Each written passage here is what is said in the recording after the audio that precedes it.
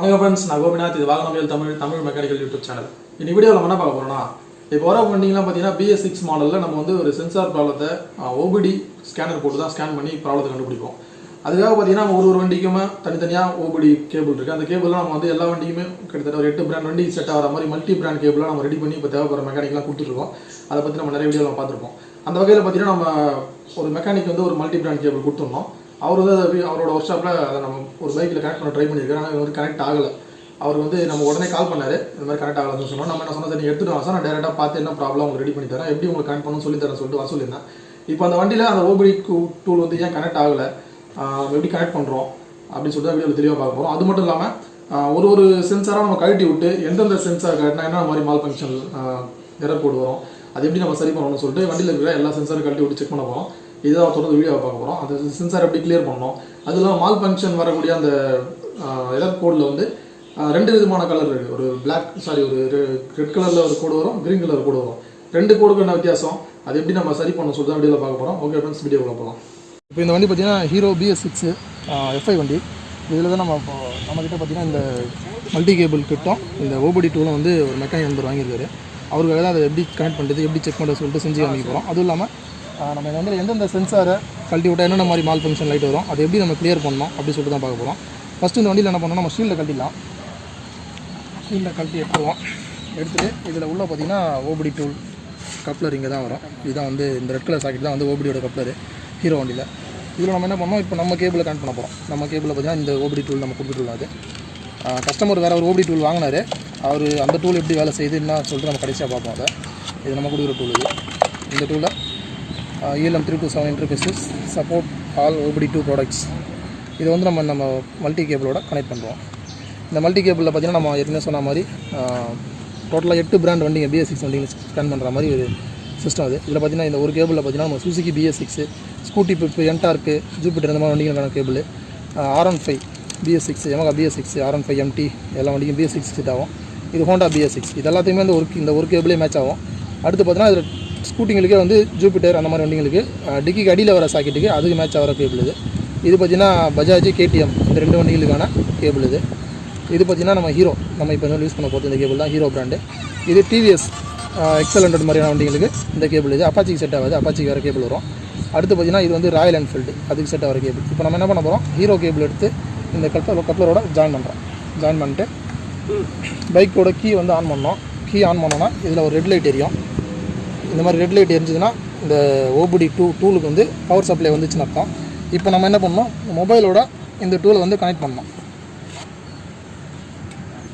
இது பார்த்திங்கன்னா நம்ம மெக்கானிக் நம்பரோட அவரோட மொபைல் இது. இதில் நம்ம ஆல்ரெடி டார்க் ப்ரோ ஆப் வந்து இன்ஸ்டால் பண்ணி கொடுத்துருக்கோம்.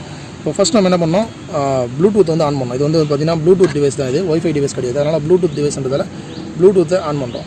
ஆன் பண்ணிட்டு செட்டிங்ஸ்குள்ளே போய்ட்டு இந்த OBDயோட அதை பேர் பண்ணோம். ஸோ டிவைஸில் பார்த்தீங்கன்னா சர்ச் பண்ணும்போது நமக்கு கீழே OBD2 அப்படின்னு சொல்லிட்டு பேர் வந்துச்சு. இந்த OBD2 வந்துச்சுன்னா இந்த டிவைஸோட பேர் தான் அது OBD2. இது கூட இதை பேர் பண்ணோம். ஓகே கொடுத்து பாஸ்வேர்டு கேட்கும். ஃபஸ்ட் டைம் பேர் பண்ணும்போது பாஸ்வேர்டு பார்த்தீங்கன்னா 1234 தான் பாஸ்வேர்டு. 1234 எல்லா OBD ப்ளூடூத் டூலுக்கும் இது வந்து காமனான பாஸ்வேர்டு தான், 1234 தான். 1234 போட்டு ஓகே கொடுத்துட்டு இப்போ பேரிங் ஆகிடுச்சு. OBD2 நம்ம லிஸ்ட்டில் வந்து சேர்ந்துச்சு. இப்போ நம்ம என்ன பண்ணோம், வெளில வந்துட்டு டார்க் ஆப் உள்ளே போனோம். டார்க் ஆப் உள்ளே போனோம்னா இதில் நம்ம ஃபஸ்ட் டைம் கனெக்ட் பண்ணும்போது இந்த செட்டிங்ஸ் மெனு பார்த்தீங்கன்னா செட்டிங்ஸ் மெனுவில் போய்ட்டு OBD2 அடாப்டர் செட்டிங்ஸ் உள்ள போய்ட்டு கனெக்ஷன் டைப்பு. இது வந்து OBD பார்த்தீங்கன்னா 3 விதமான டூல் இருக்குது. அதாவது OBD ஒய்ஃபை டூல் இருக்குது, OBD ப்ளூடூத் டூல் இருக்குது, USB கனெக்ட் பண்ணுறது இருக்குது. நம்ம இப்போ வந்து யூஸ் பண்ணுறது பார்த்திங்கன்னா ப்ளூடூத் டூல் தான். அதனால் அது வந்து ப்ளூடூத்தில் வச்சுட்டு கீழே வந்து ஃபாஸ்டர் கம்யூனிகேஷன் ஒரு டிக் மார்க் கொடுக்கணும். இதில் ஒரு டிக் மார்க் கொடுத்துட்டு வெளில வந்துட்டோன்னா இப்போ நமக்கு வந்து பார்த்திங்கன்னா சாவியை ஆஃப் பண்ணி ஆன் பண்ணிக்கணும். ஆன் பண்ணிட்டு இந்த டார்க் ஆப் போட்டு வெளில வந்துடலாம். வெளில வந்துட்டு ஃபுல்லாக கிளியர் கொடுத்துட்டு மறுபடியும் டார்க் ஆப் உள்ளே போகணும். ஆப் உள்ளே போகும்போது மேலே ஒரு பைக் சிம்பிள் ஒன்று வந்து பிளிங்க் ஆகிட்டு இருக்கும். சில இதில் கார் சிம்பிள் வரும். இப்போ கார் சிம்பிள் வந்தாலும் ஓகே, பைக் சிம்பிள் வந்தாலும் ஓகே. இந்த மாதிரி பிளிங்க் ஆகிட்டு ஸ்டாண்டர்டாக நிற்கணும். இந்த மாதிரி நிற்கிது பார்த்தீங்கன்னா, நின்றுச்சுன்னா நமக்கு வந்து இந்த மொபைல் OBD கூட கனெக்ட் ஆகிடுச்சு. OBD வந்து பைக்கோட ECU கனெக்ட் ஆகிடுச்சுன்னு அர்த்தம். இதில் வந்து மல்டி கலர் லைட் எரியும். இது மாதிரி லைட் எரிஞ்சுதுன்னா எல்லாமே வந்து பக்காவாக கனெக்ட் ஆகிடுச்சுன்னு அர்த்தம். நம்ம வந்து அடாப்டர் ஸ்டேட்டஸில் போய்ட்டு டிக் மார்க் செக் பண்ணோம். ப்ளூடூத் வந்து எனேபிள் ஆகிருக்கு, டிக் மார்க் வந்துச்சு. Connection to adapter tick mark வந்துச்சு, connection to ECU tick mark வந்துச்சு, adapter error count tick mark. இது 4மே டிக் மார்க் வந்துச்சுன்னா க்ரீன் கலர் வந்துச்சுன்னா ஓகே, பக்காவாக வந்து 100% நம்ம பைக்கோட மொபைல் வந்து கனெக்ட் ஆயிடுச்சுன்னு அர்த்தம். இப்போ நம்ம வெளில வந்துட்டு நம்ம ரியல் டைம் இன்ஃபர்மேஷன் பார்த்துக்கலாம். ரியல் டைம் இன்ஃபர்மேஷனில் போய்ட்டு நம்ம பைக்கோட எல்லா டேட்டாவும் அதில் வந்துடும். த்ராட்டில் நம்ம லைட்டாக ஆக்சிலேட்டரை முறுக்கும்போது பார்த்தீங்கன்னா இந்த ரீடிங் வந்து மேலே ஏறும். த்ராட்டில் பொசிஷன் சென்சார் வந்து கரெக்டாக கனெக்ட் ஆகிடும் அர்த்தம்.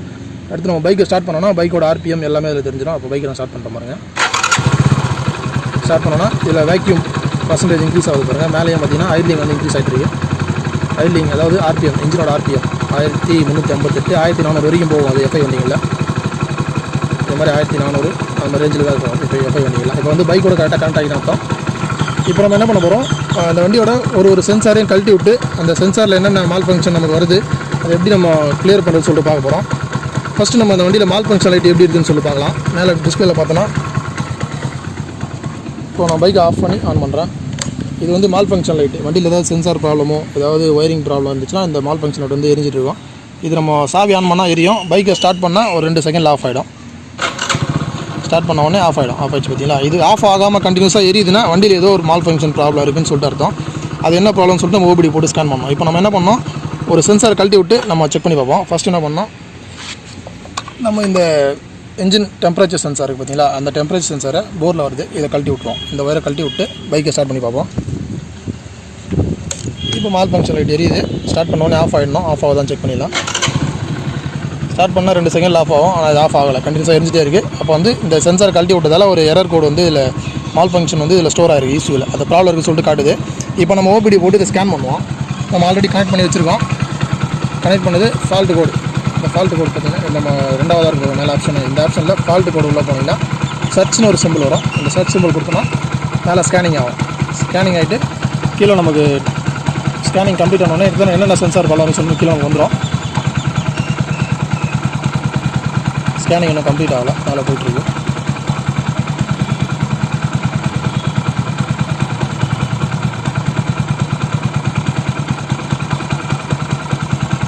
ஓகே, ஸ்கேனிங் கம்ப்ளீட் ஆச்சு. ஒரு ஃபால்ட் கோடு காமிக்குது, அதாவது பெண்டிங் ஃபால்ட் கோடு. இது என்ன வந்திருக்குன்னா P0198 power train engine oil temperature sensor ஹைன்னு வந்துருக்கு. நம்ம இந்த டெம்பரேச்சர் சென்சார் கழட்டி விட்ருக்கோம் பார்த்தீங்களா, இதோட டேட்டா வந்து ECUக்கு போகாதனால டெம்பரேச்சர் சென்சார் ப்ராப்ளம் சொல்லிட்டு நமக்கு வந்திருக்கு. இப்போ நம்ம என்ன பண்ணோம்னா, இதை வந்து சில பேர் அப்படியே கிளியர் கொடுப்பாங்க. ECU வந்து கிளியர் கொடுத்தோன்னா அது போகாது. ECU கிளியர் எப்படி கொடுக்கணும்னா, நம்ம இந்த மேலே 3 டாட் இருக்குது பார்த்தீங்களா, இந்த 3 டாட்டை டச் பண்ணி மேலே ஃபஸ்ட்லேயே வரும் clear fault on ECU okay கொடுத்து கீழே ஓகே கொடுத்தோன்னா அது ஒரு பர்சன்டேஜ் 100 வரைக்கும் போகும். இந்த பர்சன்டேஜ் 100 போனதுக்கப்புறம் அந்த ஃபால்ட் கோடு வந்து ஆட்டோமேட்டிக்காக கிளியர் ஆகிடும். அதாவது பழைய ஃபால்ட் கோடு வந்தால் கிளியர் ஆகும். அது ஃபால்ட் கோடு கரண்ட் ப்ராப்ளம் இருந்துச்சுன்னா கிளியர் ஆகாது. இப்போ கம்ப்ளீட் ஆகிடுச்சு. ஃபால்ட் கோடு 0 வந்துடும் நமக்கு மேலே. இருந்தாலும் பார்த்தீங்கன்னா மேலே மால் ஃபங்க்ஷன் லைட் ஆஃப் ஆகாது. மால் ஃபங்க்ஷன் லைட் ஆஃப் ஆகலை. நம்ம சாவி ஆஃப் பண்ணி மறுபடியும் ஒரு ஆன் பண்ணி ஸ்டார்ட் பண்ணி பார்ப்போம். ஸ்டார்ட் பண்ணாலும் ஃபால்ட் கோடு கிளியர் ஆகலை. அப்போது இன்னும் ப்ராப்ளம் இருந்துட்டு தான் இருக்குது. நம்ம அது சரி பண்ணலை. கிளியர் கொடுத்தா கிளியர் ஆகலை. அப்போ நம்ம என்ன பண்ணோன்னா வண்டி ஆஃப் பண்ணிவிடுங்க. ஆஃப் பண்ணிவிட்டு இப்போ நம்ம கழட்டி விட்டோம் பார்த்திங்கன்னா அந்த ஒயர், அந்த டெம்பரேச்சர் சென்சார் ஒயர், அதை வந்து கனெக்ட் பண்ணலாம். கரெக்டாக கனெக்ட் பண்ணிட்டு இப்போ நம்ம என்ன பண்ணோம், மறுபடியும் பைக்கை ஆன் பண்ணிட்டு ஸ்டார்ட் பண்ணி பார்ப்போம். ஸ்டார்ட் பண்ணாலும் அந்த ஃபால்ட் கோடு போகலை. ஏன்னா அது வந்து நம்ம ப்ராப்ளத்தை சால்வ் பண்ணதுக்கப்புறமா அந்த மெமரி வந்து ECUலேயே இருக்குது. அதனால் அந்த எம்ஐ லைட் வந்து போகல. இப்போ அந்த எம்ஐ லைட்டை போக வைக்கணும். நம்ம என்ன பண்ணோன்னா மறுபடியும் பைக்கை ஆன் பண்ணிட்டு கீ ஆன் பண்ணிட்டு மறுபடியும் நம்ம அதே டார்க் ப்ரோ ஆப்பில் வரணும். இப்போ நம்ம என்ன பண்ணோம், மறுபடியும் ஃபால்ட் கோடில் போய்ட்டு சர்ச் கொடுக்கணும். சர்ச் கொடுத்தோடனே இப்போ பார்த்தீங்கன்னா power train engine oil temperature sensor high current ஃபால்ட்னு வந்திருக்கு. இப்போ பார்த்தீங்கன்னா இது ரெட் கலரில் மாறிச்சு. முதல்ல க்ரீன் கலரில் வந்தது, பெண்டிங் ஃபால்ட்டு வந்தது. இப்போ வந்து கரண்ட் ஃபால்ட்டு ரெட் கலரில் மாறிச்சு. இப்போ நம்ம ஸ்கேனிங் ஆகிட்டு இருக்கு. ஸ்கேனிங் கம்ப்ளீட் ஆகட்டும். ஸ்கேனிங் கம்ப்ளீட் ஆச்சு. ஒரு ஃபால்ட் கோடு வந்திருக்கு. ஆனால் அது பெண்டிங் ஃபால்ட் கோடு இல்லை, கரண்ட் ஃபால்ட் கோடு. ரெட் கலரில் இருக்குது, க்ரீன் கலரில் இல்லை. ரெட் கலரில் இருந்துச்சுன்னா அது ஏற்கனவே வந்து இருந்து கிளியரான ப்ராப்ளம் மெமரியில் இருக்குன்னு அர்த்தம். க்ரீன் கலரில் இருந்துச்சுன்னா அது கரண்ட்டில் இருக்கிற ப்ராப்ளம் அர்த்தம். இப்போ நம்ம ECU கிளியர் கொடுத்தோன்னா இந்த ஃபால்ட் கோடு வந்து கிளியர் ஆகிடும். அதே மாதிரி நான் ஏற்கனவே சொன்ன மாதிரி வெளில வந்துட்டு நான் மறுபடியும் இந்த 3 டாட் இருக்குது பார்த்தீங்கன்னா, அந்த 3 டாட் ஓகே கொடுத்து clear faults on ECU okay கொடுத்தோன்னா நமக்கு வந்து கிளியர் ஆகிடும். சில வண்டியில் வந்து சாவி மட்டும் ஆன் பண்ணால் போதும். சில வண்டியில் இன்ஜினை ஸ்டார்ட் பண்ணால் தான் சிலது கிளியர் ஆகும். அது ஒரு வண்டிக்கு ஏற்ற மாதிரி மாறும். இப்போ நம்ம இது 77%, 92%, 100% கம்ப்ளீட் ஆகிடுச்சு. இப்போ வந்து ஃபால்ட் கோட் போயிடுச்சு. இப்போ நம்ம பைக்கை ஸ்டார்ட் பண்ணி பார்க்கலாம். சாவியை ஒன்ஸ் ஆஃப் பண்ணிவிட்டு ஆன் பண்ணுவோம். ஆன் பண்ணிட்டு ஸ்டார்ட் பண்ணுறோம். ஸ்டார்ட் பண்ண 2 செகண்டில் ஃபால்ட் கோடு போயிடுச்சு. இப்போ நம்ம வந்து ப்ராப்ளத்தையும் சால்வ் பண்ணிட்டோம், அந்த எரர் கோடையும் கிளியர் பண்ணிட்டோம். இது மாதிரி தான் இது வந்து நம்ம ப்ராப்ளத்தை கண்டுபிடிச்சி இதை சால்வ் பண்ணணும். அடுத்து நம்ம வேறு ஒரு சென்சாரை கழட்டி விட்டு பார்க்கலாம். இப்போ நம்ம என்ன பண்ணோம், நம்ம த்ராட்டில் பாடியில் வரக்கூடிய இந்த டிபிஎஸ் மேப் ஐஏடி இந்த 3 சென்சார் சேர்ந்த இந்த ஒரே சென்சாரில் தான் 3 இருக்கும். இந்த ஒரு சாக்கெட்டை கழட்டி விட்டால் என்னென்ன ஃபால்ட் கோடு வருதுன்னு பார்ப்போம். த்ராட்டில் பாடி எஃப்ஐ த்ராட்டில் பாடியில் வரக்கூடியது இந்த ஒரு சாக்கெட்டை கழட்டி விட்டு இப்போ நம்ம மறுபடியும் ஸ்டார்ட் பண்ணுவோம். பைக் வந்து ஸ்டார்ட் ஆகும், ஆனால் ஐட்லிங் நிற்காது. அந்த சென்சரை கழட்டி விட்டு ஐட்லிங் நிற்காது, வண்டி ஆஃப் ஆகிடும். ஸ்டார்ட் பண்ணுறேன். ஸ்டார்ட் ஆகும், அடிச்சடிச்சு விடும், வண்டி விட்டோடனே ஆஃப் ஆகிடும். ஏன்னா அது டிபிஎஸ் எதுவுமே இப்போ வேலை செய்யலை, மேப் சென்சார் வேலை செய்யலை, அதனால் வண்டி ஆஃப் ஆகிடும். ஆனால் மால் ஃபங்க்ஷனில் ஏரியா ஆரம்பிச்சிட்டு பார்த்தீங்களா, ஏரியா ஆரம்பிச்சுன்னா ஃபால்ட் இருக்குன்னு அர்த்தம். இப்போ அந்த ஃபால்ட் எப்படி நம்ம கிளியர் பண்ணுறதுன்னு பார்ப்போம். மறுபடியும் அதே மாதிரி ஃபால்ட் கோடில் வந்து நம்ம ஓபிடியில் டார்க் ப்ரோவில் போய்ட்டு நம்ம ஃபால்ட் கோட் கிளியர் சர்ச் பண்ணி பார்த்தோன்னா இப்போ என்னென்ன வந்துருக்கு பாருங்க. Intake air temperature circuit high, ரெண்டாவது கீழே மேனிஃபோல்டு அப்சல்யூட் ப்ரெஷர் பாரோமேட்டிக் அது ப்ராப்ளம், ரெண்டாவது த்ராட்டில் பொசிஷன் சென்சார். நம்ம ஏற்கனவே சொல்லியிருந்தோம் இது ஒரு பாக்ஸ்க்குள்ளே பார்த்தீங்கன்னா 3 சென்சார் இருக்கும். ஒன்று IAT sensor intake air temperature sensor, ரெண்டாவது மேனிஃபோல்டு அப்சல்யூட் ப்ரெஷர் சென்சார் அதாவது மேப் சென்சார், மூணாவது TPS sensor throttle position sensor. இது 3மே இந்த ஒன்றுல இருக்கிறதுனால இது ஒரு வயரை நம்ம கழட்டி விட்டதால் நமக்கு வந்து இப்போ 3 சென்சார் ப்ராப்ளம் சொல்லிட்டு காட்டுது. இப்போ நம்ம என்ன பண்ண போகிறோம், சாவி ஆஃப் பண்ணிடலாம். ஆஃப் பண்ணிட்டு இந்த அடாப்டர் மறுபடியும் கனெக்ட் பண்ணுறோம். கனெக்ட் பண்ணிட்டு பைக்கை ஸ்டார்ட் பண்ணுவோம். இப்போ வந்து பைக் கரெக்டாக ஸ்டார்ட் ஆகும், ஐலிலாம் கரெக்டாக நிற்கும். ஆனால் ஃபால்ட் கோடு வந்து போகுதான்னு பார்ப்போம். பைக் கரெக்டாக ஸ்டார்ட் ஆகுது, ஐலிங் கரெக்டாக நிற்கிது, ஆஃப் ஆகலை முன்ன மாதிரி. ஆனால் ஃபால்ட் கோடு கிளியர் ஆகலை. நம்ம ப்ராப்ளத்தை சால்வ் பண்ணியும் பழையபடியே ஃபால்ட் கோடு எரிஞ்சிட்டே இருக்குது. இப்போ நம்ம என்ன பண்ணோம், பைக்கை மறுபடியும் ஆஃப் பண்ணிட்டு மறுபடியும் சாவி மட்டும் ஆன் பண்ணி வச்சுட்டு இந்த டார்க்கில் வெளில வந்துட்டு மறுபடியும் கனெக்ட் ஆகிற வரைக்கும் வெயிட் பண்ணோம். பைக் செம்பில்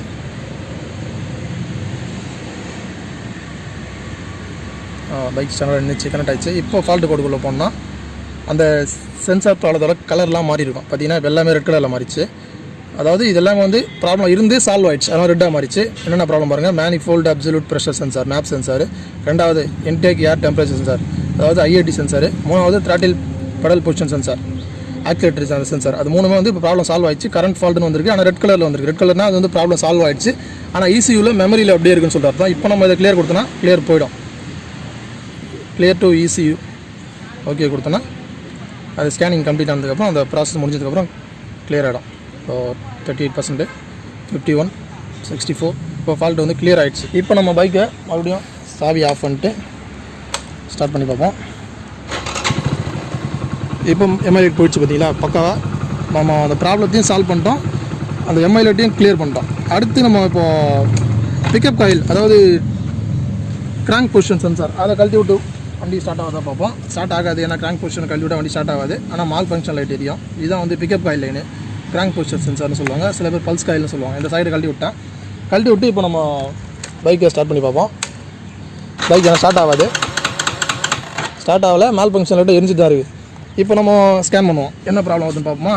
மறுபடியும் அதே ஓபிடிக்குள்ளே போய்ட்டு ஓபிடி கனெக்ட் ஆகிற வரைக்கும் வெயிட் பண்ணோம். இன்னும் நம்ம சாவி ஆஃப் பண்ணி ஆன் பண்ண போகலாம், டிஸ்கனெக்ட் கனெக்ட் ஆகும். இப்போ மறுபடியும் கனெக்ட் ஆகிடுச்சு. மறுபடியும் சர்ச் கொடுப்போம். இப்போ என்ன ப்ராப்ளம் வந்துட்டு பார்ப்போம். கீழே வந்துருக்கு பாருங்கள், க்ரீன் கலரில் வந்துருக்கு பெண்டிங் ஃபால்ட் வந்து பெண்டிங்கில் இருக்குது. இன்னும் கிராங்க் பொசிஷன் சென்சாரு ஏ சர்க்யூட் அதாவது பிக்கப் காயில் பல்ஸ் காயில்னு சொல்லலாம், கிராங்க் பொசிஷன் சென்சார்னு சொல்லலாம். அதோட சாக்கெட் நம்ம கழட்டி விட்டதுனால பெண்டிங் ஃபால்ட்டில் கிராங்க் பொசிஷன் சென்சார்னு வந்திருக்கு, சர்க்யூட் ப்ராப்ளம் வந்திருக்கு. க்ரீன் கலரில் வந்துருக்கு. க்ரீன் கலர் வந்து இது ஈஸியாக கிளியர் கொடுத்தா கிளியர் ஆகாது, ஏன்னா ப்ராப்ளம் கரண்ட்டில் இருக்குன்னு அர்த்தம். ரெட் கலர்னால் கிளியர் ஆகிடும், க்ரீன் கலர்னால் கிளியர் ஆகாது.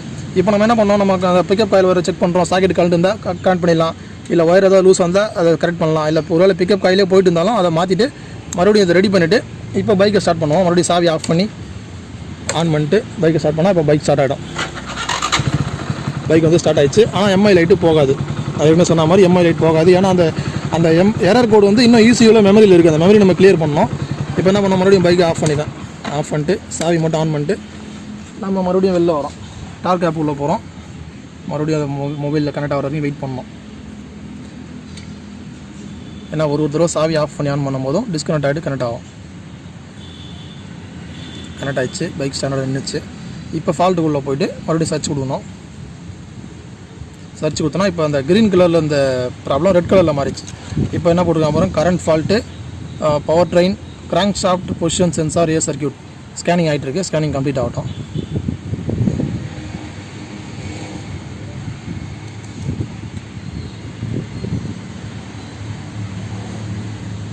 இப்போ ஒரு ஃபால்ட்டு, இந்த ஒரு ஃபால்ட்டை மறுபடியும் நம்ம அதை 3 டாட்டை டச் பண்ணி clear faults on ECU touch கொடுத்து ஓகே கொடுத்தோன்னா அந்த ப்ராப்ளம் சால்வ் ஆகிடும். இது பர்சன்டேஜ் போயிட்டுருக்கோம். 100% ப்ராப்ளம் சால்வ் ஆகிடும்.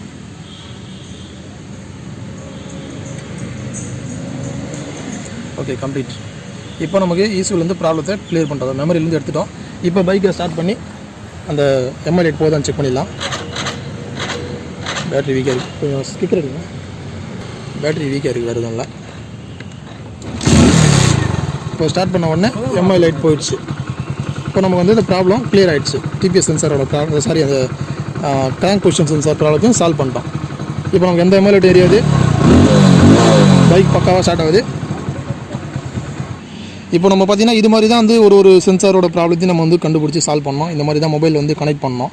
டார்க் ஆப்பை எந்தெந்த சென்சார் ப்ராப்ளம் தான் எந்த மாதிரி மால் ஃபங்க்ஷன் லைட் வரும், அது எப்படி நம்ம சரி பண்ணோம் அப்படின்னு சொல்லி தெளிவாக சொல்லியிருப்போம். இப்போ இதில் பார்த்தீங்கன்னா இன்னும் நிறைய விஷயம் இருக்குது. அதாவது இப்போ நம்ம இதில் வந்து சென்சார் ப்ராப்ளம்லாம் பார்த்துருப்போம். அதாவது சென்சார் போயிடுச்சுனாலும் அந்த மாதிரி மால் ஃபங்க்ஷன் லைட் வரும்.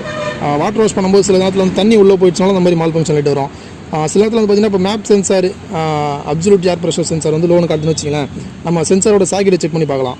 சாக்கெட் லூஸாக இருக்கா, இல்லை ஒயர் எதாவது கட்டாக இருக்கான்னு பார்க்கலாம். இல்லை வந்து சென்சாரே கூட போயிட்டுருக்கலாம். சில நேரத்தில் வந்து ஏர் ஃபில்டர் வந்து ரொம்ப பிளாக்கேஜ் ஆகிட்டு அந்த இன்டெக் ஏர் வந்து ரொம்ப ப்ரெஷர் கம்மியாக வந்தாலும் நமக்கு வந்து சென்சார் ப்ராப்ளம் வரும். அந்த மாதிரி மேப் சென்சார் ப்ராப்ளம் வந்துன்னா நம்ம மேப் சென்சாரும் செக் பண்ணணும், ஏர் ஃபில்டரும் செக் பண்ணணும், அதெல்லாம் பார்க்கணும். ஓட்டோ சென்சார் ப்ராப்ளம் வந்துன்னு வச்சிங்களேன், ஓட்டோ சென்சார் சர்க்யூட்டு, அப்போது நம்ம என்ன பண்ணோம், ஸ்பார்க் ப்ளக் செக் பண்ணோம்.